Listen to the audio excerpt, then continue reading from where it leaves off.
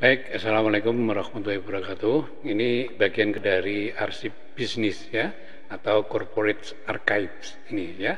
Kita akan membahas mengenai contoh-contoh arsip perusahaan ya di beberapa perusahaan di Jepang.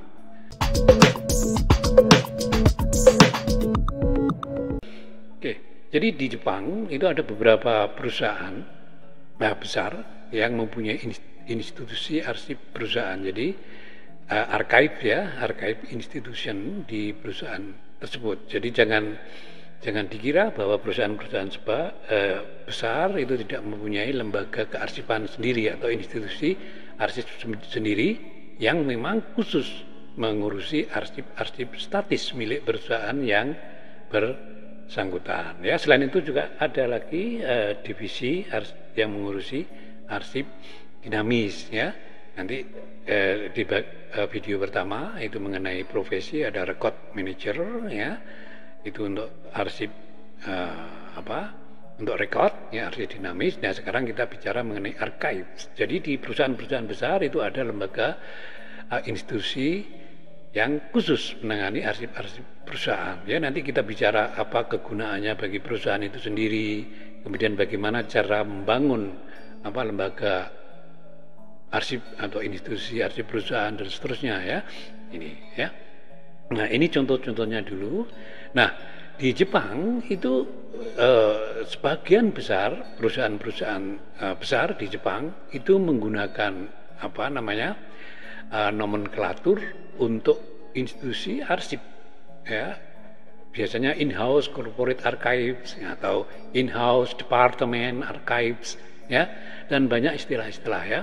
Misalnya ini untuk in-house department ini sebagian merupakan bagian dari layanan informasi perusahaan ya, biasanya digabung dengan perpustakaan ya.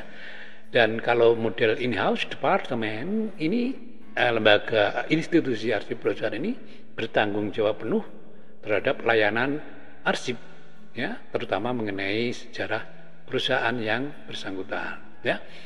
Di beberapa perusahaan di Jepang itu juga menggunakan nomenklatur in-house corporate archives.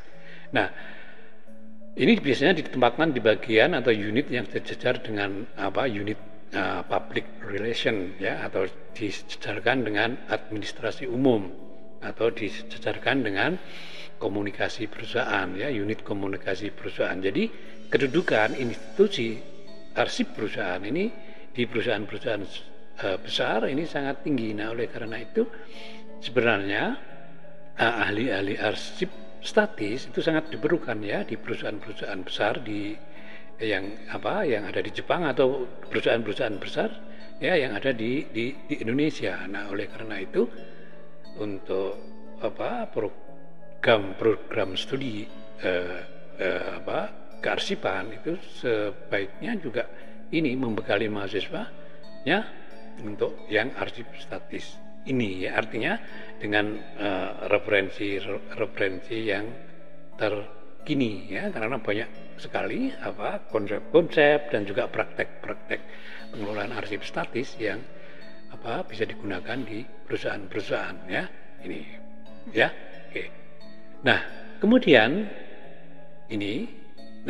ada juga yang langsung memberi nama archives. Ya, ini contoh yang langsung perusahaan-perusahaan besar di Jepang yang memberikan nama archive. Ya, ini misalnya archive. Ini bank di Jepang ini menggunakan archives. Kemudian ada lagi yang menggunakan corporate archive office. Ini Kao Corporation ya. Ini perusahaan Kao, Anda sudah tahu ya. Ini salah satunya adalah Sampo itu. Kemudian perusahaan ini ya Toyota Archive. Ini ya Toyota Motor Corporation. Jadi perusahaan besar ini mobil ini juga mempunyai institusi arsip statis ya di perusahaannya. Nanti kita akan bicara juga nanti bagian berikutnya kegunaannya apa sih kok perusahaan-perusahaan besar itu mempunyai institusi arsip statis ya. Nanti kita tunjukkan pada video-video berikutnya. Nah, ini berikutnya ada Toraya Archive. Ya, ini milik Toraya Confectionery. Kemudian ada Corporate History Archive Office, ini milik Canon ya, kamera yang Anda gunakan itu ternyata perusahaan ini mempunyai institusi arsip ya, arsip statis. Kemudian ada Shimizu Corporation, itu nama institusinya namanya Archive and Document Section ya. Ini Shimizu ya, ini termasuk produknya pompa air itu ya. Kemudian ada Takenaka Corporation, ini juga mempunyai institusi arsip statis yang namanya Archives Group. Nah, perusahaan-perusahaan besar di Jepang juga selain menggunakan nomenklatur ini archives, ini juga menggunakan history ya sebagai pengganti archive ini. Misalnya ini Daikin Industry, ini menggunakan Corporate History Group ya. Ini juga institusi kearsipan statis di Daikin ya. Anda tahu Daikin ini apa ya, termasuk AC dan seterusnya itu.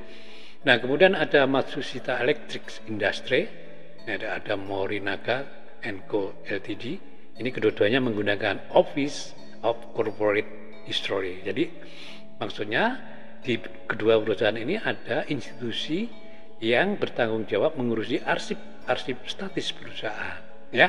Ini contohnya.